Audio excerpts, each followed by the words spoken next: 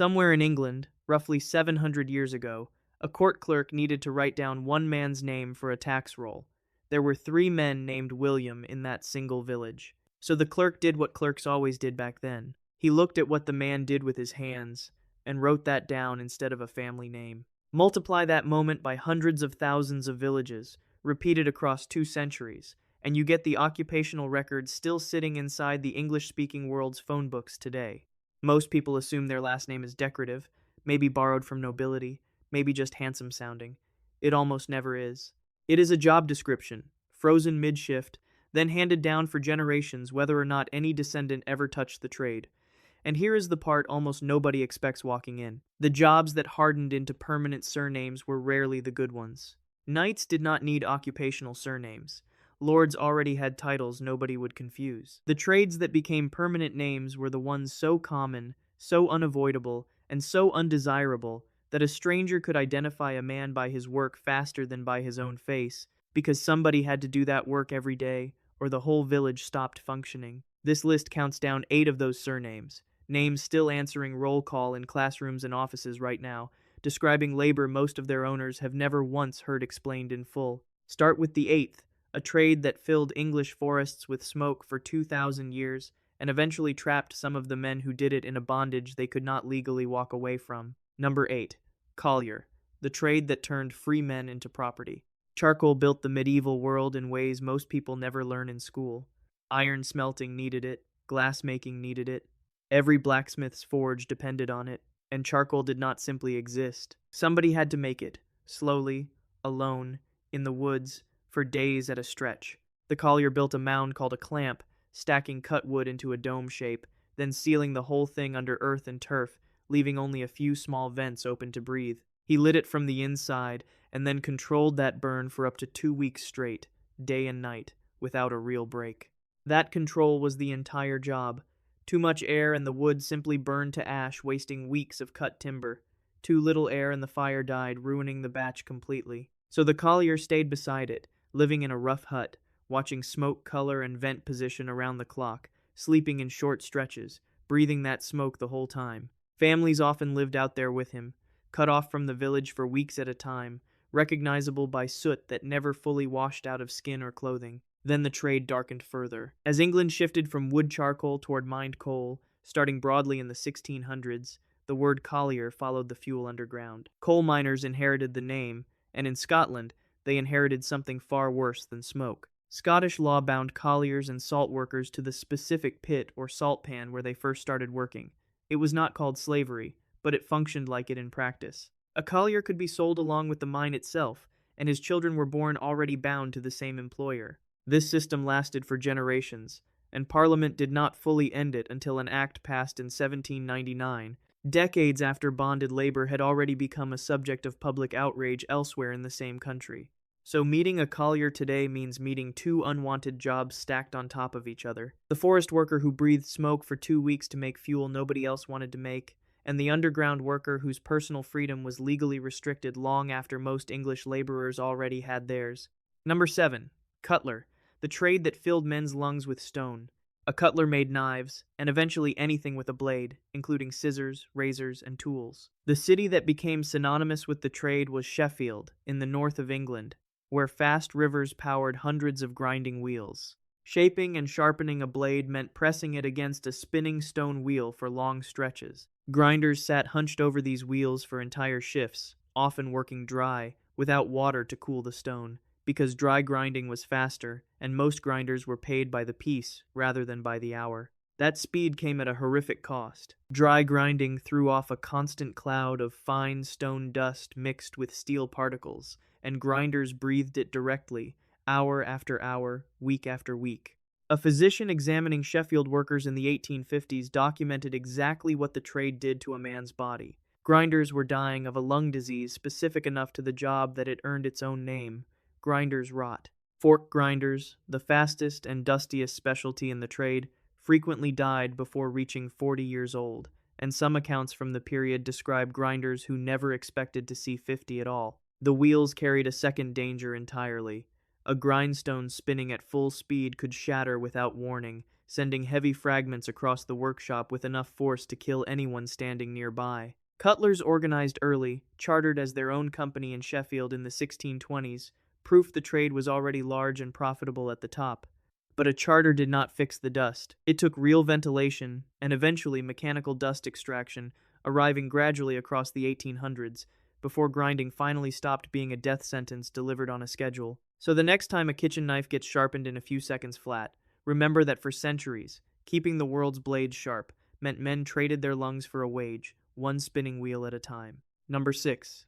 Dexter and Litster, the dyer's trade hiding a second gender. Cloth came off the loom pale and plain. Color came from the dyer, who transformed raw wool or finished fabric using plants, minerals, and patience. Wode produced blue, madder produced red, weld produced yellow. And getting any of those colors to actually bind permanently to the fiber required a mordant, a fixing agent, and one of the cheapest, most effective mordants available for centuries was aged urine, rich in ammonia, the exact same chemistry doing the work inside a cloth fuller's trough. The job itself meant standing over open vats for hours, hands and forearms fully submerged, absorbing color the same way the fabric did. Wode dyers in particular developed permanently stained skin, blue in a way ordinary soap could never fully remove. Neighbors could identify a dyer on sight without ever once seeing him work. Here is a pattern that echoes something you may already suspect.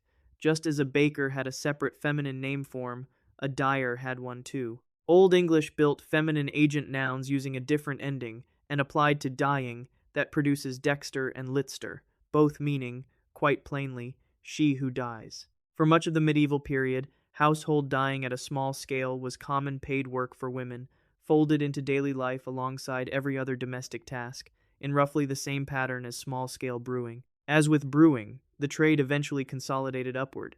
Dyeing at scale needed larger vats, steady capital, and organized guild backing. London's dyers received a royal charter, placing them among the city's oldest formally chartered trade companies, with roots reaching back into the 1100s. Once dyeing became an organized, capitalized industry, it followed the same arc as brewing. The household version faded out, and the surname stayed behind as the only visible trace of who used to do it, quietly, in her own kitchen. So Dexter, sitting today in phone books and sounding almost aristocratic, is not a fancy name at all. It is the fossil of a woman with permanently blue hands, standing over a vat that smelled precisely as strong as that description suggests. Number 5. Salter, the job that stood in front of fire for a living. Before refrigeration existed, salt was not a seasoning, it was survival itself. Meat, fish, and butter all depended on salt to last through a single winter, and demand for it never slowed down across the year. In parts of England, salt came not from the sea but from underground brine springs.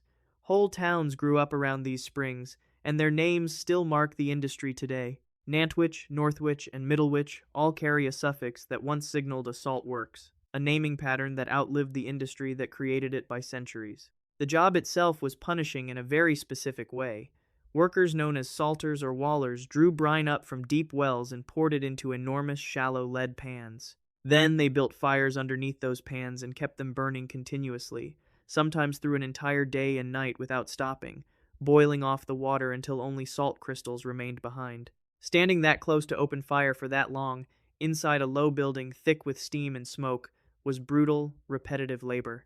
Burns were routine and largely unavoidable. Summer heat inside the salt house was close to unbearable, and the job did not pause for seasons, because a country's need for salt never paused either. London's salt merchants organized into their own livery company by the late 1300s, clear evidence of how much money eventually moved through the trade at the top, even while the men actually boiling the pans at the bottom saw very little of that wealth themselves.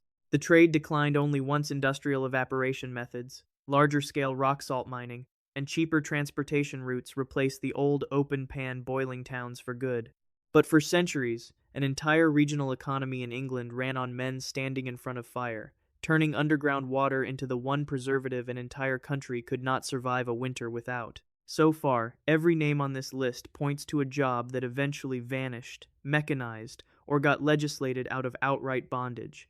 But the next 4 names get stranger. One belonged to a trade practiced almost entirely by the desperately poor, wading bare-legged into cold ponds on purpose. Another belonged to a man his own neighbors were forced to fear, because the law made him police the very village he lived in. Keep both of those in mind, because the single most uncomfortable name on this entire list is still 3 places away. Number 4. Leech, the job that meant wading into a swamp on purpose. Leech is genuinely an old word for a healer, unrelated at first to the creature most people picture. In Old English, a physician was called a lace. Bloodletting became a standard medical treatment across many centuries, believed to rebalance the body's internal humors, and the animal used to perform it eventually absorbed the healer's own name, because in the public mind, the two had become inseparable. Historians still debate exactly how and when that overlap fully solidified in everyday speech. By the 1700s and 1800s, demand for medicinal leeches had grown into a genuine industry across Britain and France. Hospitals and physicians needed a steady, reliable supply, and somebody had to physically gather them from ponds, ditches, and marshland by hand. That somebody was usually a leech collector, and the work was every bit as unpleasant as it sounds. Collectors, frequently poor women, waded into stagnant water with their legs bare, letting leeches attach directly to bare skin before pulling them off one at a time. It was cold, slow, and carried a real risk of infection or serious blood loss after enough bites accumulated in a single session. The English poet William Wordsworth met one such worker around 1800 and turned that encounter into a poem, describing an old man scraping a living from ponds nearly emptied of leeches. That poem is a literary account, not a historical record, but the shortage it describes was very real. By the middle of the 1800s, wild leech populations in parts of Britain had collapsed so badly from overharvesting that the country was importing millions of leeches a year from France just to keep hospitals adequately supplied. So the surname Leech carries 2 unwanted jobs folded into a single word: the educated healer who bled patients as accepted medicine, and the anonymous collector who waded into cold water to actually supply him, one bite at a time. Number 3. Reeve, the man forced to police his own family. A Reeve ran the daily operation of a manor's farmland on behalf of the lord who legally owned it. He organized planting and harvest schedules, tracked yields, and made sure villagers under him actually showed up for their required days of unpaid labor on the lord's own fields. Here is the detail that separates this job from every other name on this list.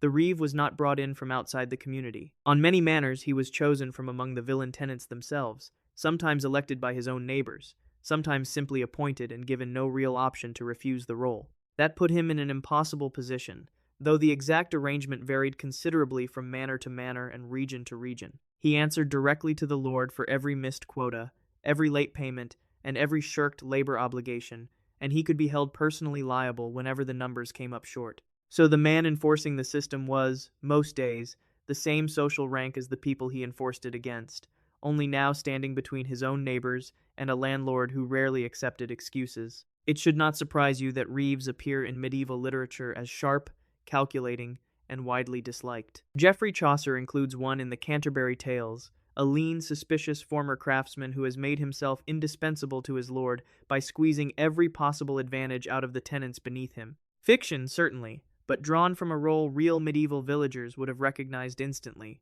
The word had a second life at a much higher level of government.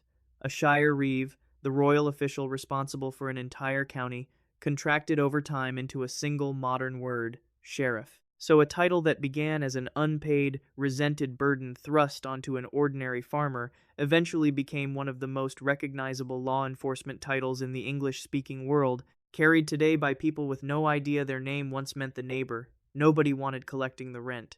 Number 2. Flesher, the trade every city tried to push out of sight. Flesher is an old, direct word for butcher, surviving today mostly as a surname across Scotland and northern England. Like tanning, it was a trade every city needed constantly and tolerated only reluctantly. Killing and dressing animals for meat produces blood, offal, and waste in enormous volume. Every single day a town wanted meat on its tables. Fleshers worked at open stalls, often along one dedicated street, slaughtering and butchering in plain public view, with blood and scraps draining directly into the street itself. That street usually earned its own local name.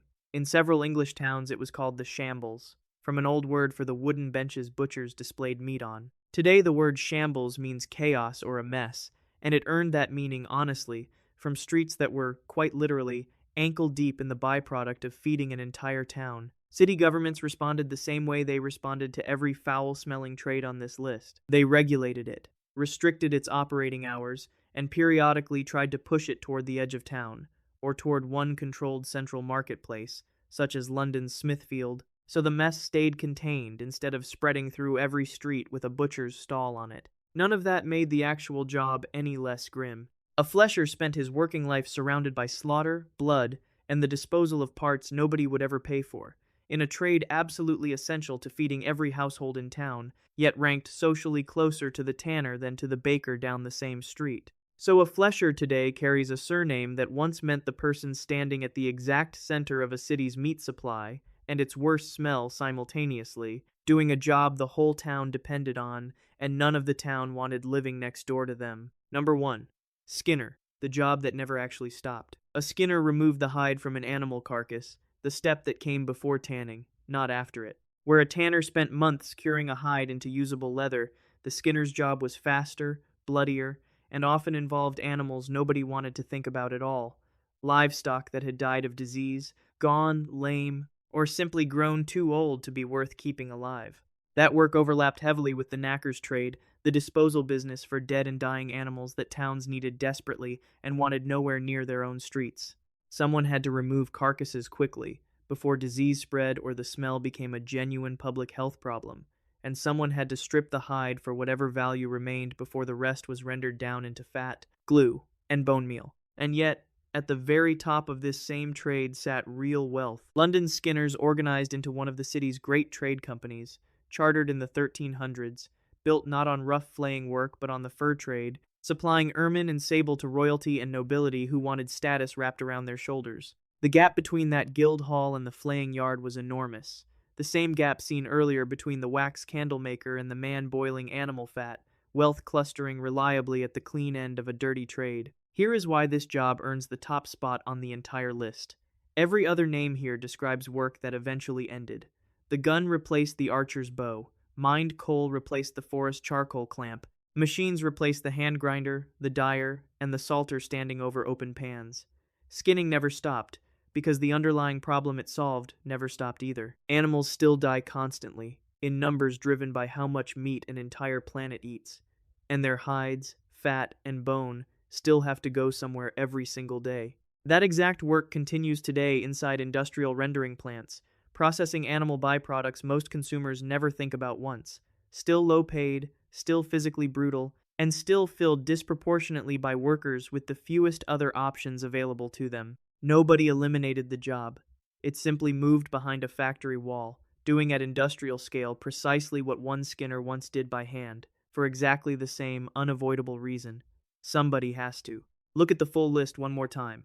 Collier, Cutler, Dexter, Salter, Leech, Reeve, Flesher, Skinner. None of these are rare or unusual surnames. They are common, ordinary names, sitting quietly in address books and school rosters across the English-speaking world right now, and that is exactly why they survived at all. A surname only freezes into permanence when enough people are doing a job at the same moment that naming the job becomes the fastest way to identify a man. So here is the actual answer to the question this list set out to answer.